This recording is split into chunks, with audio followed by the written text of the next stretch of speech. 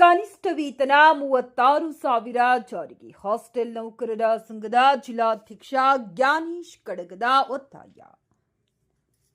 Gangavathi metric ಪೂರ್ವ ಬಾಲಕರ ವಸತಿ ನಿಲಯ ಗಂಗಾವತಿ ಆವರಣದಲ್ಲಿ ಹಾಸ್ಟೆಲ್ ಹೊರಗುತ್ತಿಗೆ ಸಿಬ್ಬಂದಿಗಳ ಬೆಂಗಳೂರು ಚಲೋ ಕುರಿತು ಪೂರ್ವಭಾವಿ ಸಭೆ ನಡೆಯಿತು. ಹಿಂದುಳಿದ ವರ್ಗಗಳ ಕಲ್ಯಾಣ ಇಲಾಖೆ, ಸಮಾಜ ಕಲ್ಯಾಣ ಇಲಾಖೆ, ಅಲ್ಪಸಂಖ್ಯಾತ ಕಲ್ಯಾಣ ಇಲಾಖೆ, ಪರಿಶಿಷ್ಟ ವರ್ಗಗಳ ಕಲ್ಯಾಣ ಇಲಾಖೆ ಹಾಗೂ ಕರ್ನಾಟಕ ವಸತಿ ಶಿಕ್ಷಣ ಸಂಸ್ಥೆಗಳ ಸಂಘದಲ್ಲಿ ಕಳೆದ 15-20 ವರ್ಷಗಳಿಂದ ಕಡಿಮೆ ಸಂಬಳಕ್ಕೆ ವಸತಿ ನಿಲಯ, ಶಾಲಾ ಕಾಲೇಜುಗಳಲ್ಲಿ ಕೆಲಸ ಮಾಡುತ್ತಿರುವ ಅಡುಗೆಯವರು, ಅಡುಗೆ ಸಹಾಯಕರು, ಸ್ವಚ್ಛತಾಗಾರರು, ಕಾವಲುಗಾರರು, D group attender, computer operator, data entry ಆಪರೇಟರ್ಗಳು, ಹೊರಗುತ್ತಿಗೆ ಅತಿಥಿ ಶಿಕ್ಷಕರು, ಪ್ರಥಮ ದರ್ಜೆ ಸಹಾಯಕರು ಯಾವುದೇ ಭದ್ರತೆ ಇಲ್ಲದೆ ನಿರಂತರವಾಗಿ ಕೆಲಸ ಮಾಡುತ್ತಾ ಬಂದಿರುತ್ತಾರೆ. ಗುತ್ತಿಗೆದಾರರು, ವಾರ್ಡನ್ರವರು, ತಾಲೂಕು ಮತ್ತು ಜಿಲ್ಲಾ ಮಟ್ಟದ ಅಧಿಕಾರಿಗಳು ಹೊರಗುತ್ತಿಗೆ ಸಿಬ್ಬಂದಿಗಳನ್ನ ಶೋಷಣೆ ಮಾಡುತ್ತಿರುತ್ತಾರೆ. ಮನಸ್ಸಿಗೆ ಬಂದ ಹಾಗೆ ಕೆಲಸದಿಂದ ತೆಗೆದುಹಾಕುವುದು ಮತ್ತು ಕಿರುಕುಳ ಕೊಡುವುದು ನಿರಂತರವಾಗಿ ನಡೆಯುತ್ತಿದೆ.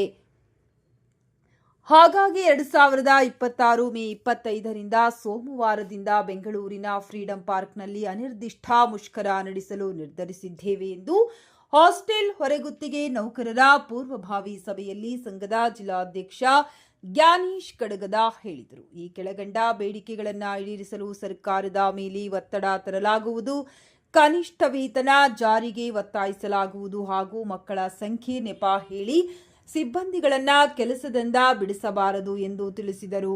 ಪೂರ್ವಭಾವಿ ಸಭೆಯಲ್ಲಿ ಜಿಲ್ಲಾಧ್ಯಕ್ಷ ಜ್ಞಾನೇಶ್ ಕಡಗದ, ಜಿಲ್ಲಾ ಕಾರ್ಯದರ್ಶಿ ದವಾಲ್ ಸಾಬ್, ತಾಲೂಕು ಅಧ್ಯಕ್ಷರಾದ ನೂರ್ ಪಾಷಾ, ಬಾಳೇಶ್, ಕಾರ್ಯದರ್ಶಿ ಮಂಜುನಾಥ್, ಸದಸ್ಯರಾದ ಪಾರ್ವತಿ, ರುಕ್ಮಿಣಿ, ಶಾಂತಮ್ಮ, ರಮೇಶ್, ಆನಂದ್, ಬಸವರಾಜ್, ಗಂಗೇಶ್, ಸೋಮು, ನಾಗರಾಜ್, ಜೈನಬಿ, ರಾಧಾ, ಶಾರದಾ, ನೀಲಮ್ಮ ಇತರರು ಉಪಸ್ಥಿತರಿದ್ದರು.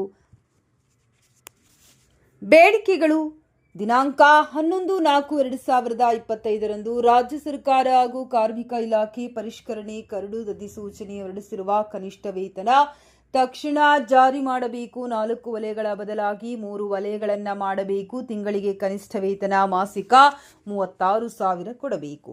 ಎಲ್ಲಾ ಹಾಸ್ಟೆಲ್ ಮತ್ತು ವಸತಿ ನಿಲಯ ಹೊರಗುತ್ತಿಗೆ ಸಿಬ್ಬಂದಿಗಳಿಗೆ ನಿವೃತ್ತಿಯವರಿಗೆ ಸೇವಾ ಭದ್ರತೆ ಮತ್ತು ಕೆಲಸ ಮಾಡುವ ಸ್ಥಳಗಳಲ್ಲಿ ಖಾಯಂ ನೇಮಕ ಮಾಡಬೇಕು. ನೇರವಾಗಿ ಇಲಾಖೆಯಿಂದ ವೇತನ ಕೊಡಬೇಕು. ಗುತ್ತಿಗೆದಾರರು ಸಂಬಳದ ಚೀಟಿ, ನೇಮಕಾತಿ ಆದೇಶ ಪತ್ರ, ID card, service certificate, ESI ಮತ್ತು ಪಿಎಫ್ ಹಣ ತುಂಬಿದ ರಶೀದಿ ಕೊಡಬೇಕು. ಕಾರ್ಮಿಕ ಕಾನೂನು ಪ್ರಕಾರ ಕಡ್ಡಾಯವಾಗಿ ವಾರಕ್ಕೆ 1 ರಜೆ ಕೊಡಬೇಕು. ಕೆಲಸದ ಸಮಯ ನಿಗದಿಯಾಗಬೇಕು. ಅಪಘಾತವಾದಾಗ ಇಲಾಖೆಯ ಚಿಕಿತ್ಸೆ ಹಾಗೂ ಪರಿಹಾರ ಕೊಡಬೇಕು. ಪ್ರತಿ ತಿಂಗಳು 5ನೇ ತಾರೀಕು ಸಂಬಳ ಕೊಡಬೇಕು. ಬಾಕಿ ಇರುವ ಸಂಬಳವನ್ನು ತಕ್ಷಣ ಪಾವತಿ ಮಾಡಬೇಕು. ಹಿಂದುಳಿದ ವರ್ಗ, ಸಮಾಜ ಕಲ್ಯಾಣ, ಅಲ್ಪಸಂಖ್ಯಾತರ ಕಲ್ಯಾಣ ಇಲಾಖೆಯಲ್ಲಿ ಸಿಬ್ಬಂದಿಗಳ ಸಂಖ್ಯೆ ಕಡಿತ ಮಾಡಿರುವ ಆದೇಶ ರದ್ದಾಗಬೇಕು. 50 ವಿದ್ಯಾರ್ಥಿಗಳಿಗೆ 3 ಜನ ಸಿಬ್ಬಂದಿಯಂತೆ ಹಿಂದಿನ ಪದ್ಧತಿ ಮುಂದುವರೆಸಬೇಕು. ಕರ್ನಾಟಕ ವಸತಿ ಶಿಕ್ಷಣ ಸಂಸ್ಥೆಗಳ ಸಂಘ 2017ರ ನಂತರ ಪ್ರಾರಂಭ ಮಾಡಿದ ವಸತಿ ಶಾಲೆಗಳಿಗೆ ಸಿಬ್ಬಂದಿಗಳ ಸಂಖ್ಯೆಯನ್ನ ಹೆಚ್ಚಳ ಮಾಡಬೇಕು. ಪ್ರಥಮ ದರ್ಜೆ ಸಹಾಯಕರು ಹಾಗೂ ಸ್ಟಾಫ್ ನರ್ಸ್ಗೆ ಸೇವಾ ಕೃಪಾಂಕ ನೀಡಿ ಕಾಯಂ ಮಾಡಬೇಕು. ಪ್ರಥಮ ದರ್ಜೆ ಸಹಾಯಕರನ್ನು ಏಪ್ರಿಲ್ ಮೇ ತಿಂಗಳಲ್ಲಿ ಮುಂದುವರಿಸಬೇಕು. ಈ ಸಭೆಯಲ್ಲಿ 100 ಜನರು ಭಾಗವಹಿಸಿ ಬೆಂಗಳೂರು ಚಲೋ ಯಶಸ್ವಿಗೆ ಬರುತ್ತೇವೆ ಎಂದು ತಿಳಿಸಿರುತ್ತಾರೆ.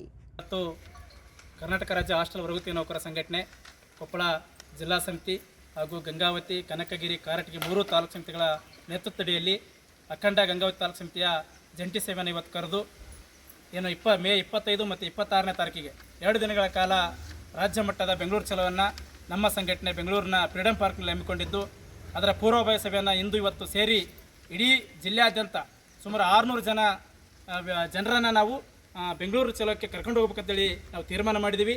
ಮತ್ತು ಇಡೀ ರಾಜ್ಯ ಸರ್ಕಾರ ನಮಗೆ ಅನ್ಯಾಯ ಮಾಡ್ತಾ ಬಂದಿದೆ. ಸುಮಾರು ವರ್ಷಗಳಿಂದ 300 ರೂಪಾಯಿಂದ ಇಲ್ಲಿವರೆಗೂ ದುಡ್ಕೊಂತ ಬಂದಿದ್ದೀವಿ. ಇವತ್ತುವರೆಗಾದರೂ ಸಹ ಇವತ್ತು ಕನಿಷ್ಠ ವೇತನ ಜಾರಿಗೆ ಮಾಡಲಿಕ್ಕೆ ಮುಂದಾಗಿಲ್ಲ.